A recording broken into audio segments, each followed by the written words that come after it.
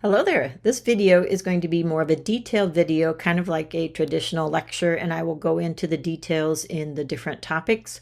I will put bookmarks or a little table of contents in the video so you can look at topic 1, then topic 2, then topic 3 as needed, so you can kind of chunk your learning if you would like to. And so we're going to jump right in, and I'm basically going to, again, model how you should be going through this course. You should be going through each of these topics, and then you should also be using your Zybook. So we're working in Module 1. And so remember that there's going to be these stop here points where it's going to encourage you to go back, and it'll say, if you haven't done Module 1, Topic 1, do that, and then come back. And so just know that you're going to need to jump between your Zybook and your Canvas learning. So here we go. In this first module, topic 1. In topic 1, you guys are going to be just the additional trainings from Zybooks is assigned. It's part B, so it's the second half of the Zybook that you're going to be doing. I went ahead and put the videos in on how to use your Zybooks, and those two, if you're like struggling a little bit with some of the Zybook activities, you might want to look at that. Module 1, Computer Components and Operations. These two videos talk more about what we call the how a computer works, and then it also talks about input and output on a computer. And so we're going to really emphasize this term, the input, processing, and output process that we do when we design programs. There is also a really good overview here of how computers work behind the scenes. And so all of these are just good background information on what is a computer, how does it work, and it corresponds with some of the information in your Zybook on binary numbers. And that might not be in this module, but it might be the next one. But it is a good background for like how the heck do computers work. Then this particular module also focuses on the problem-solving process. We are going to be using this throughout the entire term. And so we are going to have you, before you even like try to write code, you should prepare ahead of time and understand what it is that you are trying to solve. Like, you shouldn't even try to write code if you don't understand the problem.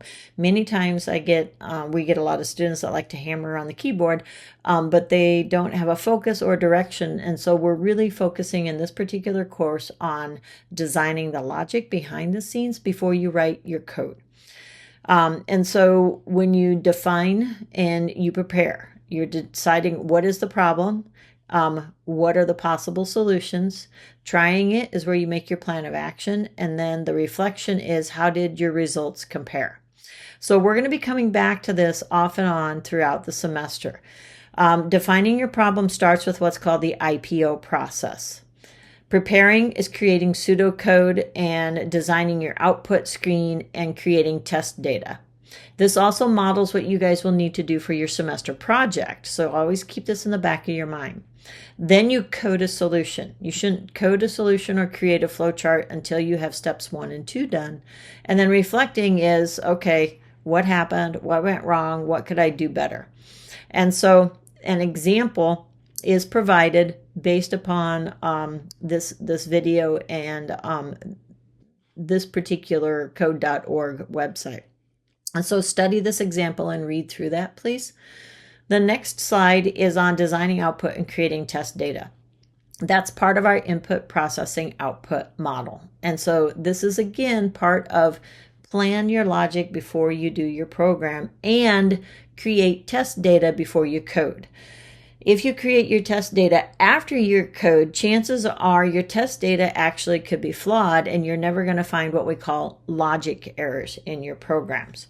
And so please read through designing output and creating test data, and one of your assignments a couple of times just throughout the semester is going to be create test data, and that might be all we ask you to do. We might not ask you to do any coding. So your job is to study those pages. Jumping back to the module level, Module 1, Topic 2 talks about designing a program and good practices.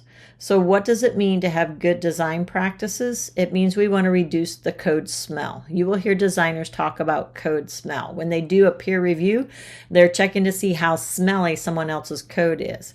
And so what causes code smell are just sometimes little things like how you name your variables, using what we call using literal numbers instead of and what we call magic numbers in coding. And you'll learn more about that as we go on throughout the semester. And so good design practices that are listed here is always consistently name identifiers well. Your identifiers are your variable names and your function names. Use documentation with your code as required by the course comment, and individual instructors will have their own documentation, but don't use too much documentation. It is actually possible to document your code too much. Use white space and use indentation. And this corresponds with your Xi book. If we go back to the Xi book, it talks here about white space and talks about comments. And so it's corresponding to a lot of that information in your Xi book. Sorry, we got a little bit off track here.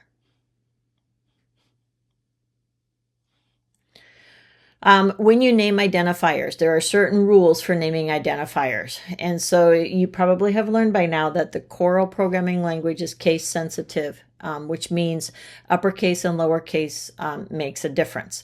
When you create an identifier, it must start with a letter.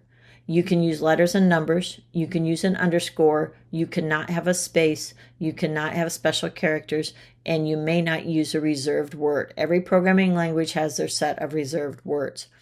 These are examples, and we will also use what is called camel casing in this course, meaning camel casing starts with lowercase letter, and then any additional words have an uppercase. So the D on dollars is lowercase, the S is uppercase.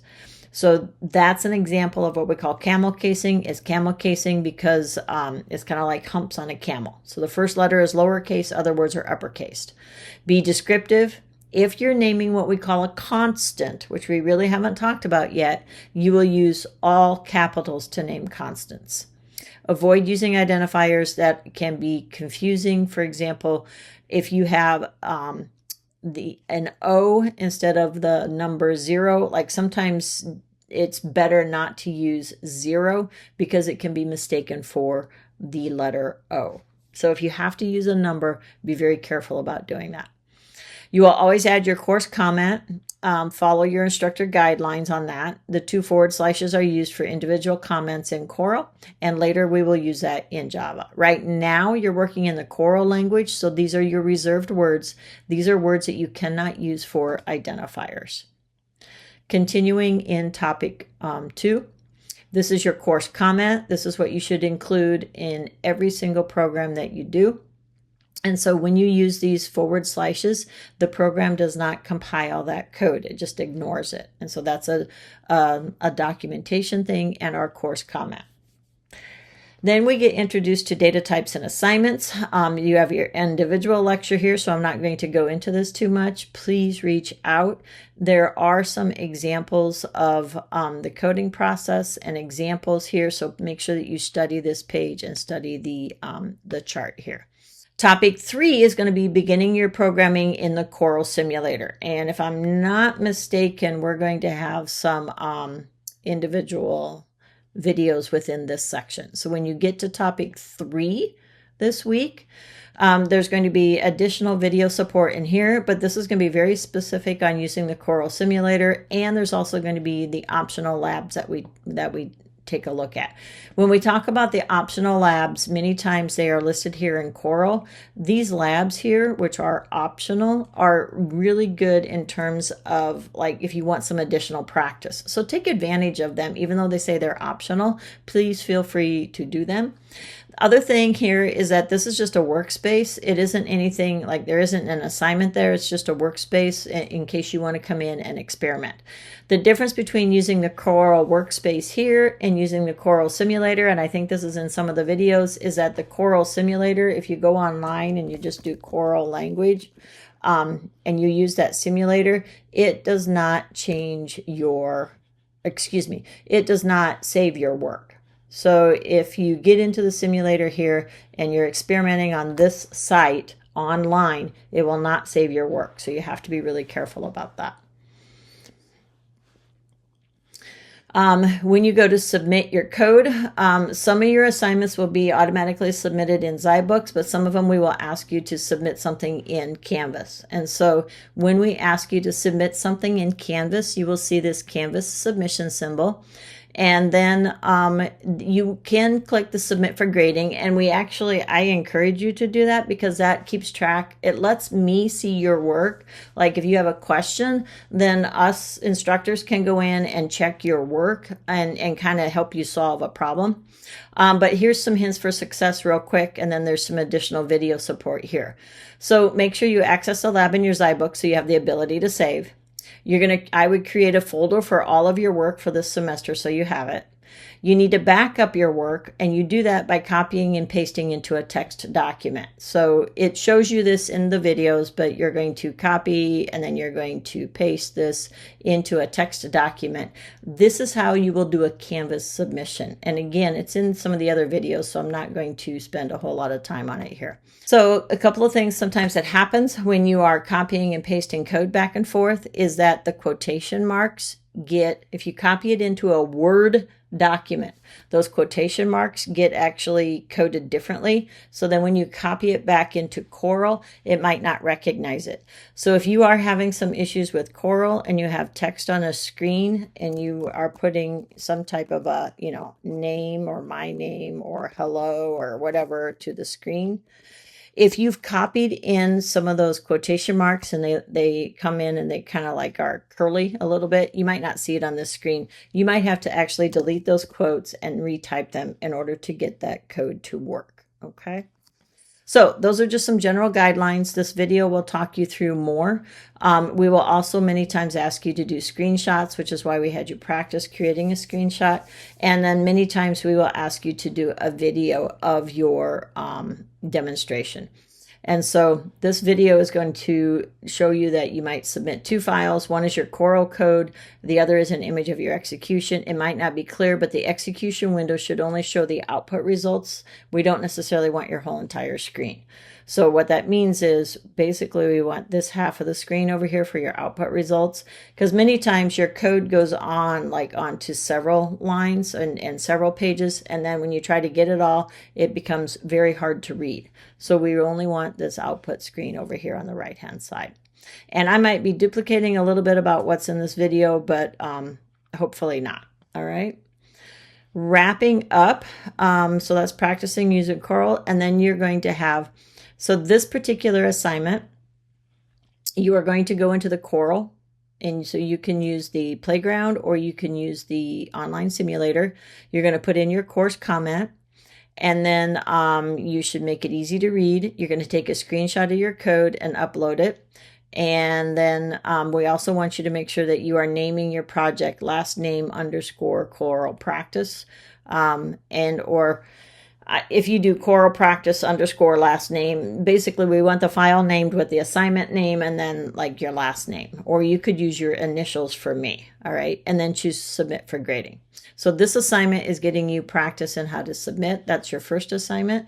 The next assignment is going to be a zyBook lab. And so this will take you to the zyBook. And in the zyBook, you're going to have some additional work here in terms of creating and completing this assignment. So this is going to be your first kind of coding assignment where you have to read all of the directions and then follow what it does. I will give you a couple of hints. I'm not going to read the directions to you, but you already have some code that is here. Don't delete that code. Use that code. And what you might want to do when you're working through the lab, if you're working in the lab and you kind of like, oh crap, I just screwed up everything, you can reload the default template. You might want to copy and paste what you already had done so you can compare. But if you kind of lose this beginning information and you've messed it up, you can always load the default template and it'll come back to this screen. And so don't change the code that's already here. You want to use this code as it is. Don't change that in order to complete that lab within your zyBook. Then you're getting really close to finishing up Module 1. If we go back to the Module 1 page here, you're going to have the discussion that we kind of already talked about. And then you're going to have your pre-reading for Chapter 2. And so remember, we will always be doing a little bit of pre-reading for the next chapter in your book. Thanks for listening. Good luck with Module 1 and reach out if you have questions.